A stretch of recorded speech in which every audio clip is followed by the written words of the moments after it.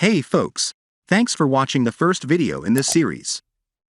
If you haven't watched the first video yet, please click the link in the description. After watching the first video, you can watch this one. Shin Guyan Chio lay sprawled on the floor, bearing the aftermath of a brutal beating delivered by the menacing Zhang Siak. The bullies, having relinquished their hold on Zhang, hastily retreated. Zhang Siak came to Shin's aid, gently lifting him up and carrying him to the nurse's office, where he found respite on the infirmary bed. Meanwhile, Li Jie grew increasingly worried as she rushed to the nurse's office, her concern for him perplexing her.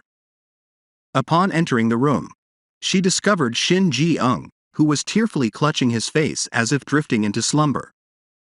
Inquiring about his well-being, she offered him some snacks, her presence leaving him mystified. However, Li Jie's mood shifted to anger upon learning of the situation. She left the snacks behind and walked away, leaving Shin Ji-eung bewildered by the sudden turn of events. As Shin Ji-eung stood up, trying to make sense of the situation, Sujin entered the room. He feigned sleep once more upon her arrival. Sujin noticed the abandoned snacks left by Li Jie and discarded them in the bin, contemplating the reckless move. Just as she was about to touch him, the school nurse arrived, inquiring about his injuries. Sujin fabricated a story, claiming he had fallen down the stairs, attempting to shield her boyfriend. The nurse, oblivious to the deception, sternly insisted that no one could enter the room while Shin Ji sobbed in front of her. Meanwhile, Shin Guyan Chio pondered the possibility of selling a ring he had in his possession. A friend offered assistance in finding a suitable buyer. Suddenly, Li Ji called out to him, demanding a private conversation. As their friends departed, she questioned his sanity but couldn't help but notice his battered face. Sujin observed her talking to her boyfriend with growing unease, worried that Li Ji might have romantic intentions. She pushed Shin Ji's arm away and confronted him. Sujin's abrupt outburst drew the attention of those present. Shin Ji clarified that he was not in a relationship with Li Yeji and decided to end his relationship with Sujin, causing her to break into sobs and collapse on the floor, tears streaming down her face. Meanwhile, Zhang left the nurse's room, realizing that he needed to become stronger to confront the bullies. Upon returning home, he found all of his uncles kneeling with their heads lowered. A voice, which turned out to be his father's, revealed itself as the leader of the Fire Bear gang. Jian hurriedly took his place at his father's request. Curious about his father's return, Ji-eung inquired why he had come back. He had heard that Ji-eung had become a problematic child and wanted to assess the situation firsthand. To his dismay, he discovered that Ji-eung's face bore the signs of a recent beating. Concerned for his son's future, the father instructed the uncles to initiate his successor training immediately.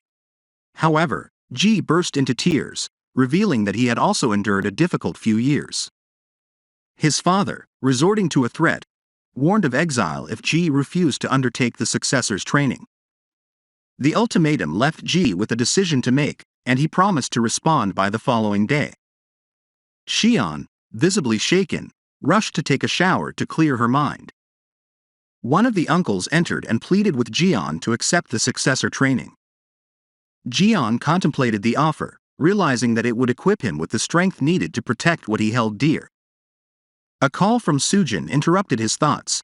She cried over the phone, prompting Jian to resolve to protect her. He contacted his uncles and announced his decision to accept the successor training, determined to become strong enough to confront the adversaries, including Guyan Chio. The bald uncle then revealed that Ji-eung had lost his soul ring and expressed a desire to confront the person who had found it.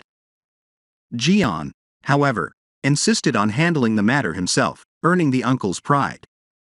They changed into their battle uniforms and began with a basic physical fitness test to assess the young master's strength. Jian struggled with squatting the bar and bench pressing 20 kilograms. Concerned about his potential weakness, the uncle administered a deadlift test. To their surprise, Jian effortlessly lifted the bar and even managed additional weights. The uncle recognized Jian's incredible strength, attributed to his assistance to elderly people with heavy loads. Next, they tested his grip strength with an arm wrestling match in front of the other uncles. Jian's grip was astonishingly strong, leaving the bald uncle struggling.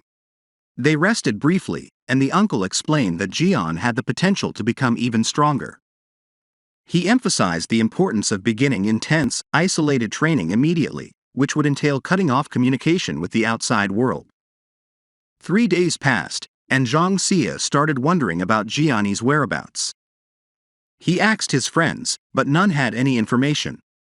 As Zhang Xia headed home, he encountered his little sister, who inquired about the absence of the kind person known as Jian in their neighborhood.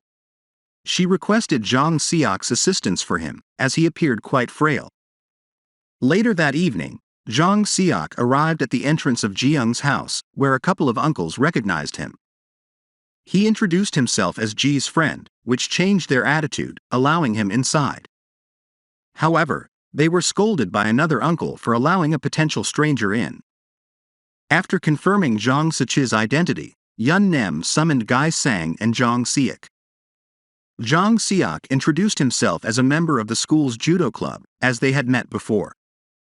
Zhang Xiak was surprised to learn that Gai Sang was Yang's uncle. Zhang Xiak then noticed Kong Ji-ung training and asked him to spar. He mentioned the significant difference in their strength, and the uncle smirked, revealing that Zhang was not practicing judo. As they sparred, Zhang Xiak was knocked to the ground, and then Gai Sang playfully tickled Zhang the 110th leg. Zhang Xiak, clearly in pain, attempted to punch Jian, but he skillfully dodged the blow. Zhang Xiak, barely able to stand, received a punch to the neck from Jian, puzzled by his seemingly cowardly fighting style. As they continued sparring, Jian collapsed from exhaustion, leaving Zhang the 110th wondering how he had lost to someone like Shin Zion Chil. The uncle explained that it was because Jian had never fought before and typically avoided confrontations. He thanked Zhang Xiak for his assistance and offered him some food, which Zhang Xiak accepted. The uncle prepared a nice steak for them, and Jian Sang asked if Zhang Xiak could continue training the young master once a week.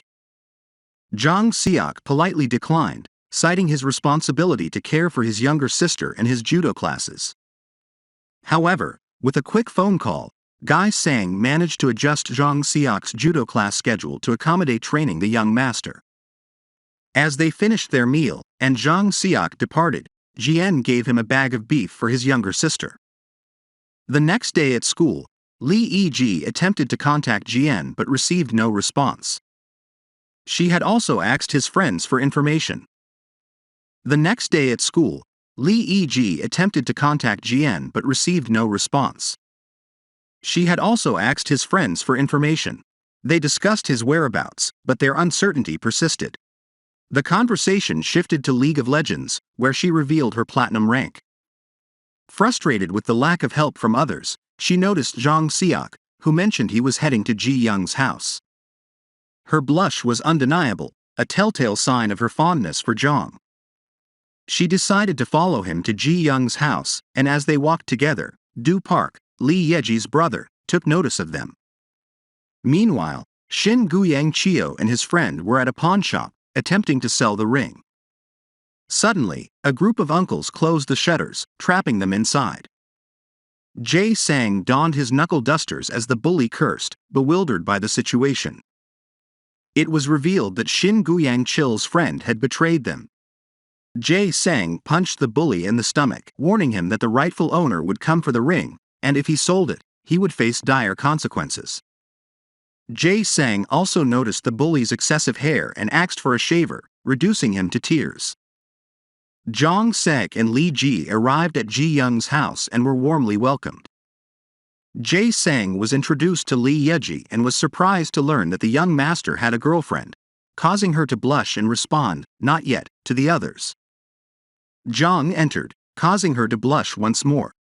They all sat down to eat together, and Zhang explained why he couldn't attend school due to closed-door training, during which he couldn't communicate with anyone outside.